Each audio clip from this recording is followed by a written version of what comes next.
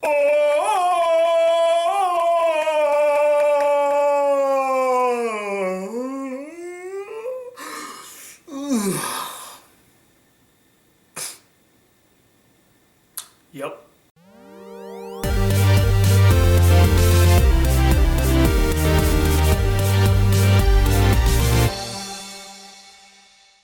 Hey guys, the Black Critic Guy, and I'm here today to review the film The Legend of Tarzan. Now, The Legend of Tarzan, interestingly enough, is not the origin story of Tarzan. Instead, it takes place 8 years after Tarzan is discovered and leaves the jungles of Africa. Now he lives in London, he goes by the name John Clane III, and he runs his family's estate, which is a pretty huge estate, if I may say so myself. But he gets invited by the King of Belgium to return to his homeland as his special guest in order to, I guess, make amends with the natives, like be his emissary kind of thing. But the real reason the King of Belgium invites Tarzan back to the Congo is because he's in some pretty deep shit at the moment. Right now, the crown is bankrupt and can't afford to maintain and complete the railroads that they've been working on, so they decide to enslave the natives in order to complete it for them, and also, they want these precious diamonds that they found on the land, but the natives who live on the land where the diamonds are most plentiful won't allow them to get the diamonds unless they deliver Tarzan to them personally. And Tarzan catches wind of this, they kidnap his wife, they destroy the village that his wife grew up in and he kind of lived in for a while, and he decides, you know what? I'm just gonna wreak havoc on you, I'm gonna wreck your shit, and I'm gonna stop your evil ways. Now, I was looking forward to seeing this film. I like the character of Tarzan. He's interesting, fascinating, and pretty awesome. And I grew up loving the Disney Tarzan and what they did with the character in that film. And yes, I know it's not the most accurate representation of the character of Tarzan, but it was my introduction to that character, and I have to say, it was a pretty cool introduction at the very least. The movie looked like it had a really solid cast, and the trailers looked pretty riveting. It actually got me psyched to see the film. And so I finally saw The Legend of Tarzan with my cousins, and after seeing the film, all I gotta say is...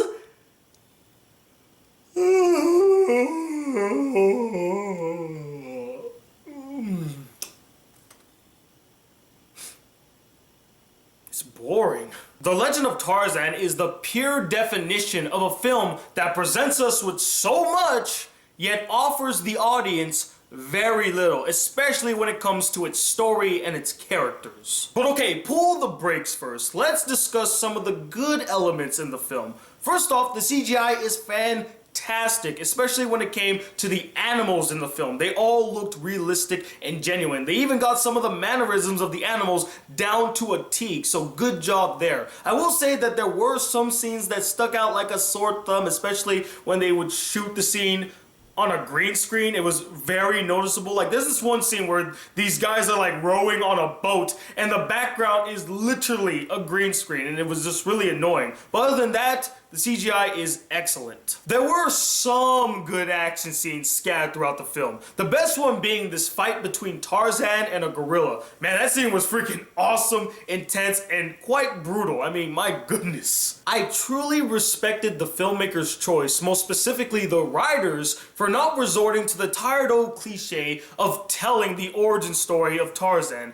as if all of us don't know the origin story of Tarzan and haven't seen it before in other films. It's basically the same as seeing the death of Batman's parents. We've seen that done a million times. We don't need to keep seeing it in so many movies. Instead, what they did is that they ingeniously wove in the backstory and origin of Tarzan into the main narrative, telling most of it through flashbacks. And I, for one, appreciate them telling a new story with this classic character. Now, does that make it good?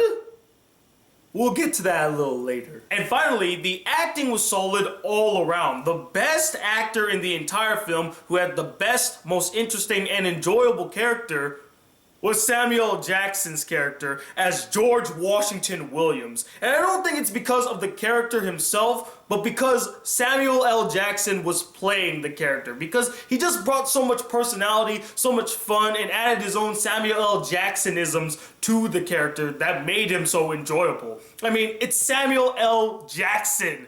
Motherfucking Samuel L. Jackson. How could you not love this guy? But unfortunately, while this film does have some good elements, it's just bogged down by all of its lackluster and negative elements. First off, the story. There's way too many plot lines happening in this story. I mean, you got the whole King of Belgium angle, you got his right-hand man making a deal with the native tribe to get Tarzan angle, you got the Tarzan and Jane angle, you got the George Washington Williams angle, you got the slavery angle, and most of them aren't really that compelling. They're not all that interesting. It doesn't really grip you. To put it all in a nutshell, the film's story is just way too cluttered and complex when they could have just told a very simple story of Tarzan returning to the Congo, kind of getting back into the groove of things and stopping these evil men from doing evil stuff. But then you throw in all these extra stuff and it just kind of weighs and bogs the story down. Not to mention that many of the story elements that were presented in the film get these tacked on and forced resolutions that had no real build up to them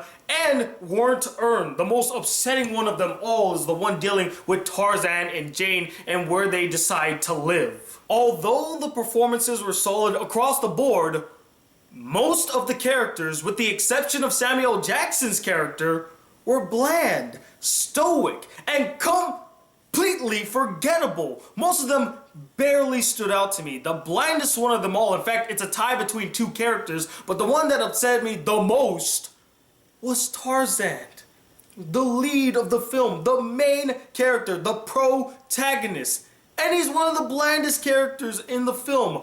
What did you do to Tarzan? What happened to that fun, interesting, badass, and awesome king of the jungle? Yeah, sure, he has some badass moments where he's like fighting gorillas or he's swinging around. That looks cool, but that doesn't make a character compelling. That doesn't make a character great. What makes a character great is giving him some depth, giving him some emotion, giving him a personality.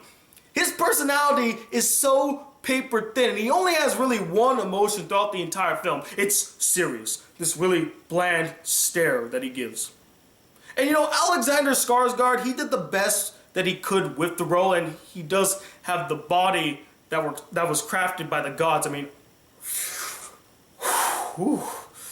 Oh my god, is it hot in here or something? Jeez Christ. Oh man, that body. But just because you have the physical attributes of the character down packed does not mean that you have the character in his entirety down packed. The character is far more nuanced with a wide range of emotions and personalities that the film barely and rarely shows. And I find it so bizarre that the Disney Tarzan is far more complex and far more interesting as a character than the character that we have here in the live action version. And the second blandest character in this film, coincidentally, is Tarzan's foil, the main antagonist played by Christoph Waltz. I don't even remember this character's name. He is such a lackluster villain. He barely does anything worth mentioning besides kidnapping Jane and telling people to shoot other people. He does have this really cool weapon, and he wraps it around his hand all the time. It's like a rosary bead kind of thing, but when he latches it onto somebody's neck, it like strangles them. That's pretty cool, but again, that's not really an attribute to the character. It's just a really cool item or weapon that the character has. That doesn't define the character himself. And goddammit, Christoph Waltz, you are a great actor. What was with this performance? It felt like he was sleepwalking through this performance. Like, oh, I gotta play a villain again? In a Tarzan film? Oh, okay, I'll play the villain. I'll play it like this, very subtly and very calmly and... we're rolling? Okay. Oh, how you doing, Jane? Yes, I'm the main villain and I'm acting very menacingly.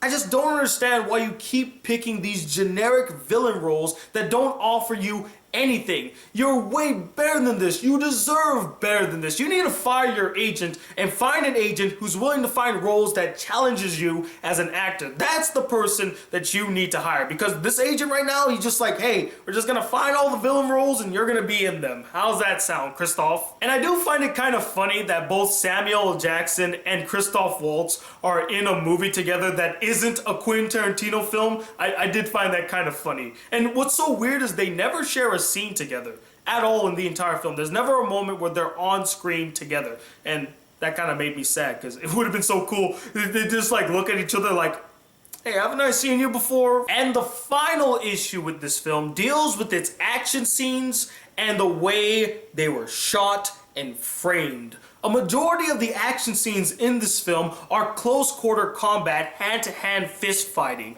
And that's all fine and dandy. In fact, I enjoy those more than just people being shot up or big explosions. I'd rather see people like get punched or do blocks or do kicks and stuff. That looks freaking awesome. But the way that they would shoot these action scenes and frame them is that they would get so up close that the scene comes off really tight and restrained, and you can't really see what's happening. Not only is it really tight, not only is it really close, but it's shaking. I want to see the action. Can you just pull back, dolly back, so we can actually see the action scene in its fullest? I can't tell you how many times they would do like a fist fight in the film, and it's like so close that you can barely register whether or not somebody punched somebody or somebody like hit somebody. You're like, what happened? So overall, The Legend of Hercules is...